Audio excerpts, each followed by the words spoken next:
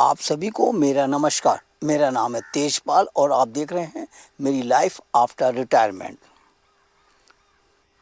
Retirement के आदमी जब रिटायर हो जाता है तो उसको रिटायरमेंट के बाद के समय उस गुजारना साहब बहुत ही मुश्किल होता है, खासकर शहर में रहने वाले लोगों के लिए।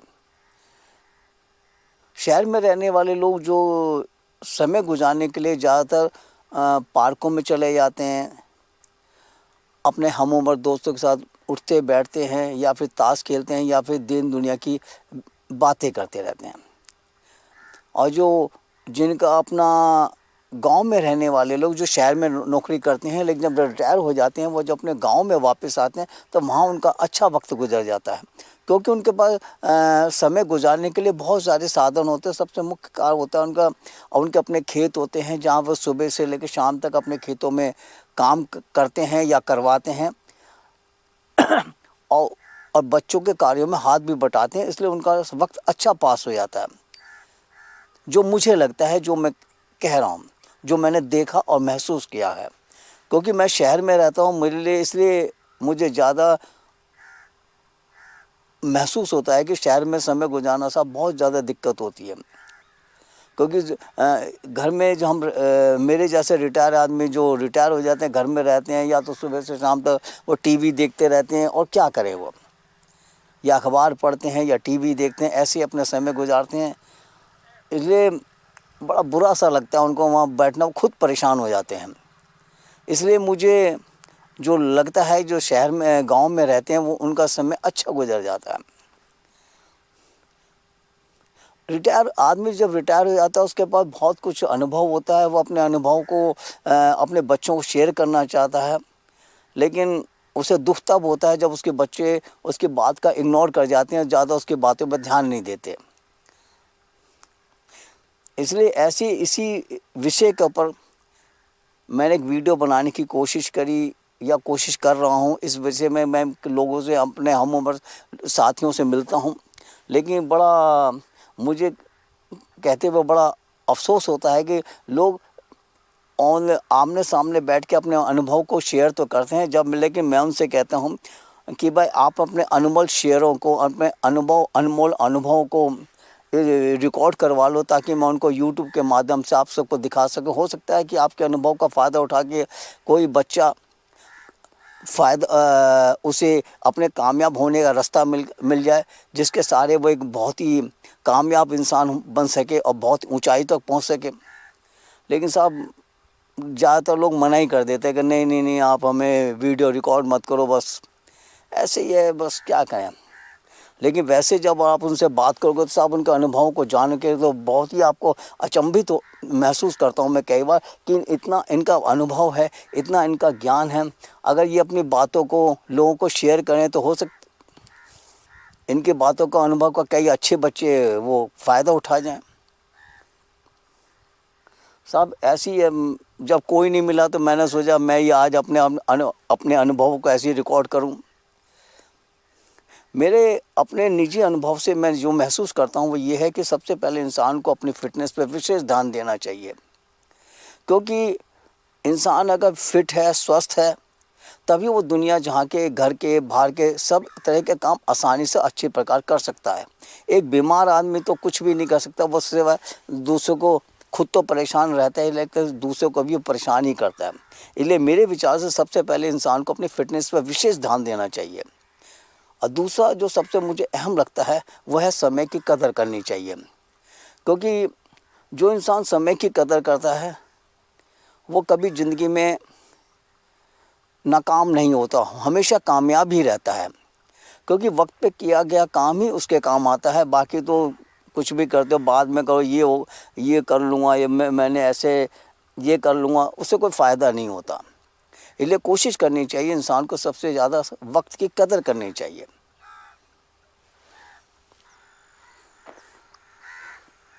आज मैं लहरपुर गांव आया हूं, ऐसे खेतों में घूम रहा हूं साहब, बहुत ही अच्छा लग रहा है। इस वीडियो को मैं यहीं पर रिकॉर्ड कर रहा हूं। ऐसे चारों तरफ खेत ही खेत है जिनमें इस टाइम फ़िलहाल गेहूं बो रखा है। इन्हीं के बीच में घूमते हुए साहब बहुत ही अच्छा आनंद लग रहा है। आज से 30 साल 35 साल पहले मैंने एक नवभारत टाइम्स अखबार के अंदर एक छोटी सी कहानी आई थी, जिसको पढ़ने के बाद मेरा सोचने का तरीका बिल्कुल ही बदल गया था।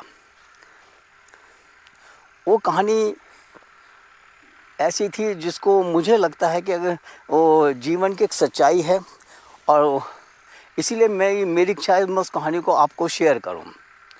इस कहानी के मुताबिक एक बार बहुत ही एक बुज़ुर्ग आदमी एक महात्मा के पास पहुँचे। उन्होंने कहा कि महाराज, मुझे कोई ऐसा उपाय बताइए ताकि मैं अपने रिटायरमेंट के बाद का समय आराम से और घर के अंदर सम्मानपूर्वक बिता सकूं। तब उस महात्मा ने उनसे कहा कि मैं तुम्हें 4 बातें बताता हूं, अगर आप इसको अमल करोगे तो आप घर में सम्मानपूर्वक रह सकोगे, आपको हमेशा सुखी जीवन आपको जीने का मौका मिलता रहेगा और घर में भी आपका सम्मान बना रहेगा। तो महात्मा ने उनसे पहले कहा कि आप हमेशा कभी भी खाली मत बैठना, यानी कुछ ना कुछ अपने घरेलू कार्य को करते रहना। अगर आप शहर जैसे इलाकों में रहते हैं तो आप अपने घर के अंदर बेशुमार काम होते हैं, अगर ऐसे अपने आप को करते रहोगे तो घर में आपकी लगातार अहमियत बनी रहेगी और आपका टाइम भी अच्छा पास हो जाएगा। अगर आप गांव में रहते हैं तो आप बच्चों के कार्यों में हाथ बटाते रहिए, क्योंकि गांव में तो खेतों में बहुत काम होता है। अगर आप ऐसे ही उसके बच्चों के काम में हेल्प करोगे तो काम के साथ साथ आपका टाइम अच्छा पास हो जाएगा और परिवार में आपकी जो इज्जत है वह सम्मान हमेशा बना रहेगा। उनकी नज़रों में ये लगेगा कि आपके बगैर काम नहीं हो सकता, यानी आपकी अहमियत लगातार बनी रहेगी। और दूसरा सवाल उन्होंने ये कहा कि कम से कम बोलना। तो बुज़ुर्ग आदमी ने पूछा कि सर आपने ऐसा क्यों कहा कि कम से कम बोलना। उन्होंने कहा कि ऐसा होता है कि ज़्यादा बोलने से कई बार बेशक आप अच्छी बात कह रहे हो, लेकिन कई बार दूसरों को नागवाज़ गुजरती है।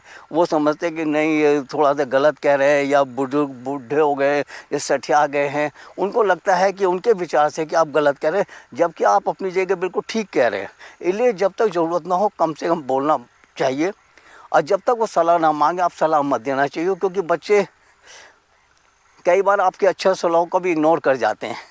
दुख तो साहब बहुत होता है कि बच्चे हमारी अच्छी बात को भी नहीं मान रहे, लेकिन क्या करें, उनकी जिद के आगे बड़ों को ही झुकना पड़ता है।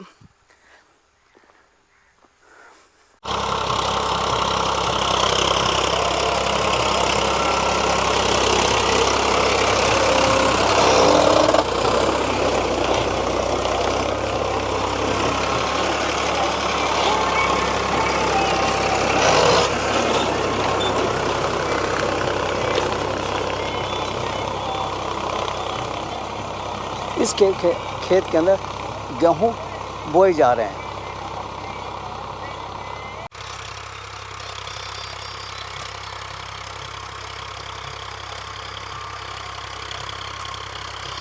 आजकल खेतों में ऐसे ट्रैक्टर से बुआई करते हैं, क्या अब बैलों से बुआई होती है?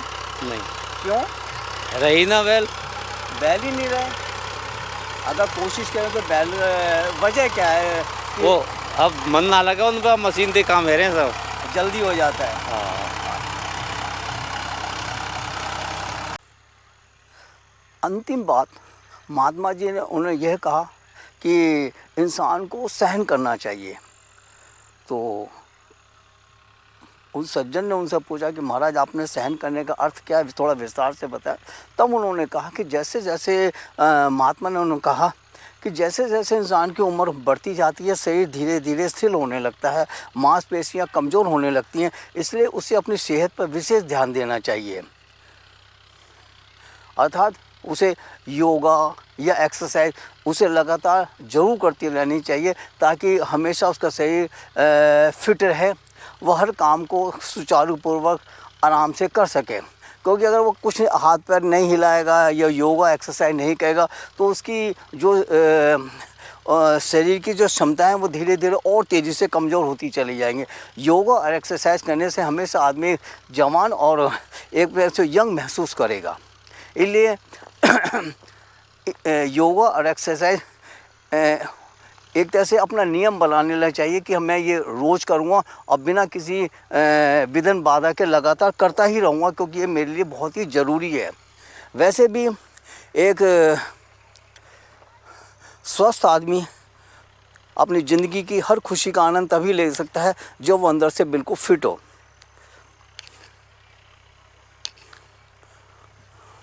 छोटी मोटी परेशानियां तो साहब शारीरिक आती रहती हैं, लेकिन अगर आप ऐसी छोटी छोटी परेशानियों से भी चीखने चिल्लाने लगोगे तो सब ऐसे ही परेशान रहोगे। आप घर वाले भी आपके देख के परेशान होंगे, देखो ज़रा सा हुआ नहीं है, चीखने चिल्लाने लगे।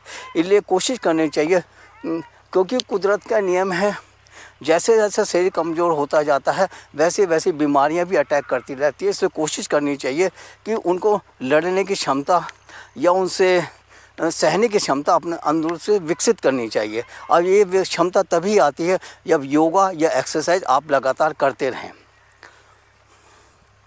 साहब यही वो कहानी थी जिसको पढ़कर मेरा जीने का तरीका या सोचने का तरीका बिल्कुल बदल गया। आज मैं अपने आप को एक अच्छा सा महसूस करता हूँ और एक तरह से एक संतुष्टि सी महसूस होती है मुझे। साहब ज़िंदगी में छोटी मोटी परेशानियाँ तो आती हैं, लेकिन साहब इन परेशानियों से आप ज़्यादा ध्यान दोगे तो सिवाय और परेशानी का आपको कुछ नहीं मिलेगा।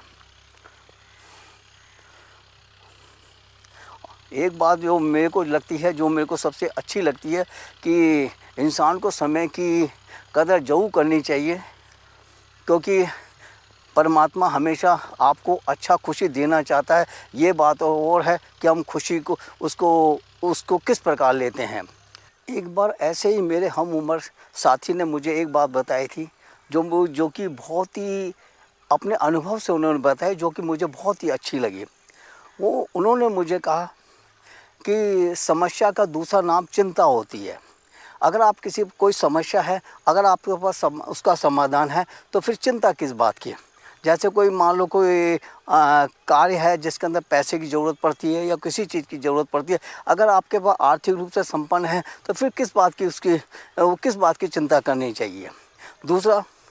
दूसरी समस्या ऐसी होती है जिसका कोई समाधान ही नहीं है, तो फिर किस बात की चिंता करनी चाहिए। तीसरा और अंतिम बात यह है कि जब कोई समस्या ही नहीं है तो फिर किस बात की चिंता। इसलिए कोशिश करनी चाहिए, अगर कोई समस्या है उसका आप समाधान कर सकते हैं तो फिर चिंता बिल्कुल ना करें। और जो चीज़ आप कुछ कर ही नहीं सकते तो फिर आप सोचोगे, क्योंकि जो चीज़ आप कुछ कर ही नहीं सकते फिर बार बार सोच के अपना मूड क्यों ख़राब करें।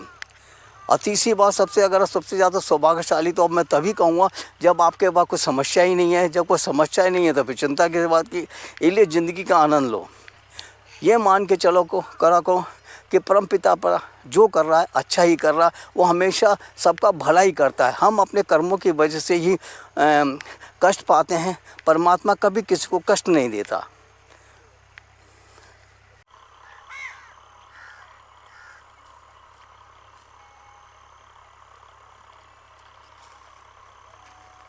बेटे आपका शुभ नाम? मेरा शुभ नाम विशाल है। अच्छा, आपका शुभ नाम? मानिक चंद। मेरे दो सवाल आपसे पूछूंगा। पहला ये सवाल ये है कि एक सीनियर सिटीजन को या को अपने घर परिवार को सुखपूर्वक कैसे रह सकता है? घर परिवार से सुख इसी प्रकार मिलता है, बच्चों को अपना कहे में रखो, बच्चा हमारे कहे में रहेंगे तो सुख परिवार सबरा ही रहेगा। और कुछ कहना चाहेंगे? और पूछो। मेरा दूसरा प्रश्न ये है कि इंसान को अपने कर्मों, जो दुख और सुख उसे ज़िंदगी में मिलते हैं, क्या अपने कर्मों की वजह से मिलते हैं या परमात्मा उसे देता है? देखो, ये अपने कर्म के फल हैं, जैसा हम करेंगे वैसा भरेंगे।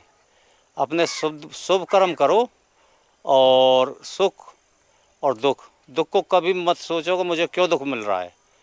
वो अपने कर्म के हिसाब से परमात्मा को याद करते हैं दुख में कि परमात्मा ने हमें कैसा दुख दिया है। नहीं, परमात्मा दुख नहीं देता। परमात्मा दुख नहीं देता, वो तो सही करता है, सुख भी देता है दुख भी देता है। तो वो अपने कर्म के हिसाब से दुख सुख होता है। सबसे अंतिम बात ये, क्या आदमी को जो अपने कर्मों का फल इसी जन्म में भोगना पड़ता है या अगले जन्म का इंतजार करता है वो? ये ग्रंथों की बात है।